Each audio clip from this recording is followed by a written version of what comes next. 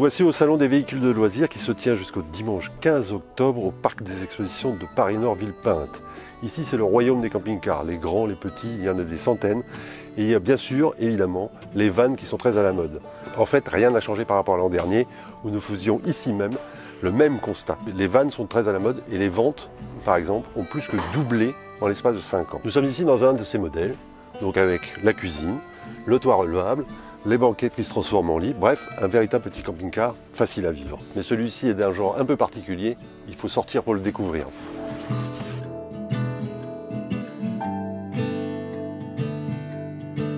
Nous sommes à bord du Type Holidays. C'est sûrement le van le plus original du salon, mais est-ce que c'est un prototype ou c'est un véritable véhicule? Et non, c'est pas un prototype parce qu'en fait c'est un teaser et c'est vrai, comme j'explique souvent, la différence entre un teaser et un concept car, c'est que le concept car ne sort pas, le teaser annonce la sortie et à partir de janvier, on pourra en prendre commande chez n'importe quel concessionnaire Citroën dans les 10 pays d'Europe qui le commercialisent comme on achète une C3. D'accord. Et c'est ce véhicule, mais aussi toute la nouvelle gamme? Voilà, la gamme s'appelle Holidays, qui est sur la base de notre Space Tourer. Et là-dessus, il y a une autre version, c'est pas une option, il y a une version qui s'appelle Type Holidays. Pourquoi Type Holidays? Parce que si on enlève le Holidays, il reste Type H, comme notre fameux Type HY qui a fait les années 50 à 80, qui laisse un souvenir impénétrable pour beaucoup de gens.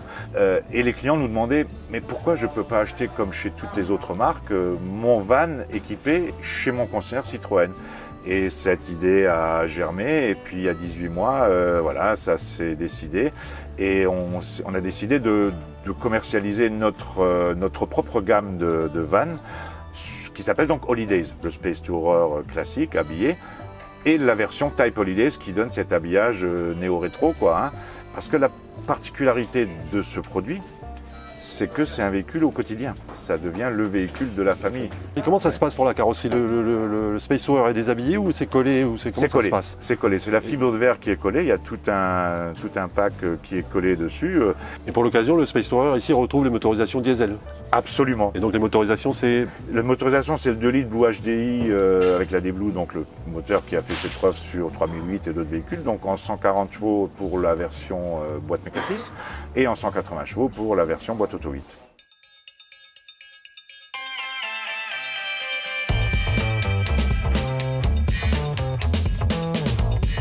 Nous voici sur le stand Bürstner devant un véhicule original qui est réalisé sur la base du Renault Kangoo L1, du dernier Kangoo, qui se transforme, voyez-vous, en mini camping-car ou micro-camper comme vous voudrez. C'est réellement un micro-camping-car parce qu'il est tout petit, mais il y a quand même beaucoup de place avec la tente, notamment sur le toit. Alors, utiliser la terminologie camping-car est un peu particulier et un peu exagéré, mais il s'agit en tout cas d'un véhicule de loisir définitivement, comme dit, qui est utilisable tous les jours et c'est ça son gros argument. Mais il présente toutes les possibilités, on va dire, du grand frère camping-car. Je peux y dormir, je peux loger une famille et de manière très confortable, malgré la petitesse du véhicule. Je peux y cuisiner. J'ai un robinet d'eau avec une petite réserve d'eau. J'ai une plaque à induction et puis j'ai évidemment aussi tous les ustensiles. Ici même de manière magnétique. La tente qu'on voit à l'auvent fait partie du kit. Alors il s'agit, dans ce cas précis, il s'agirait d'une option, oui, mais bien entendu qui est adaptée au véhicule. Cette tente a la particularité de pouvoir rester seule et d'être autonome. Ici une boîte réfrigérante. La base du véhicule est constituée de la literie et de la cuisine, et bien entendu du véhicule lui-même. Et après, c'est différentes options que je peux adapter en fonction de mon besoin et de mes envies. Ce qui est intéressant aussi, c'est qu'on n'est pas obligé d'enlever la tente de toit.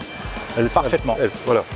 Dû à ce concept de l'utilisation quotidienne, il était un point important, c'est de pouvoir rentrer par exemple dans les parkings souterrains. Donc la contrainte était de rester sous la barre des 2 mètres. On est définitivement aux alentours d'1m90, 1m92, peu importe. Et j'ai aucun problème, je peux laisser cette boîte tout le temps dessus. Nous voici devant une autre version de l'Habiton qui est réalisé lui sur le Kangoo en version L2 qui vient de sortir.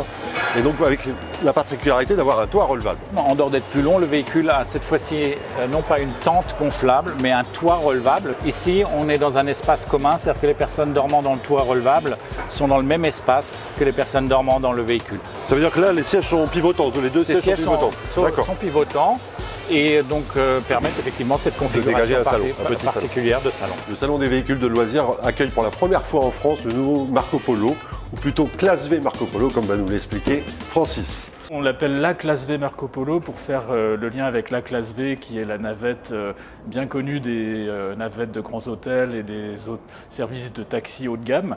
Et la classe V Marco Polo en fait adopte la nouvelle calandre de la classe V, mais aussi un tout nouveau tableau de bord. Donc le nouveau tableau de bord en fait reprend le design qui existe sur les classes A, classe B, mais aussi par exemple le GLE chez les voitures particulières Mercedes, avec à gauche toute la partie, donc c'est électronique, c'est digital entièrement, avec à gauche la partie instrumentation, c'est des dalles de 12,3 pouces, et à droite toute la partie infodivertissement, le MBUX.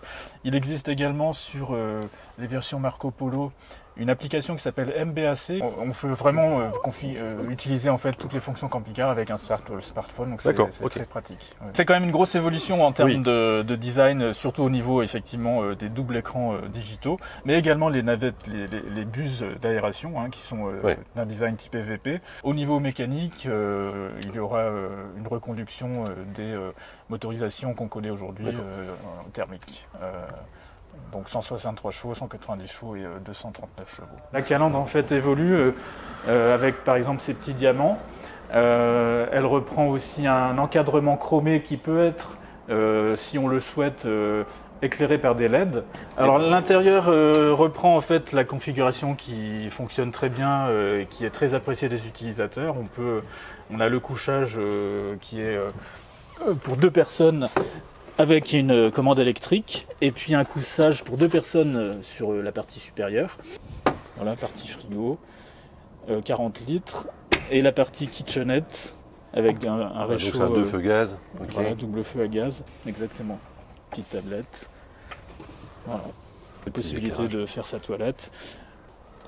Bon, clairement on est dans une version luxe du van. Alors c'est effectivement, le Marco Polo est connu pour ses prestations haut de gamme et cette version rehausse encore son niveau de jeu.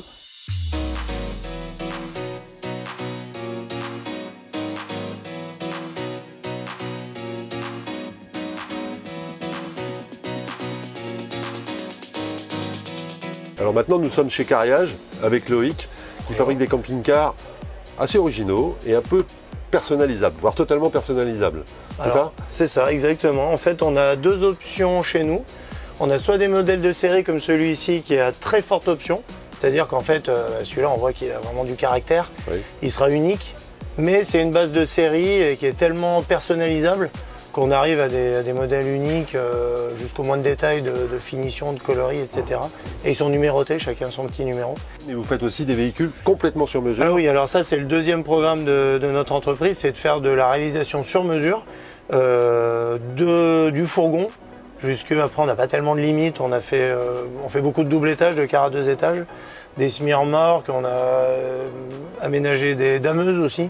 Quand quelqu'un veut transformer un autocar et vivre dedans, bon, bah, nous on a une grande culture des autocars par exemple, donc on essaye de les aider à choisir un véhicule qui corresponde à leur demande en fait.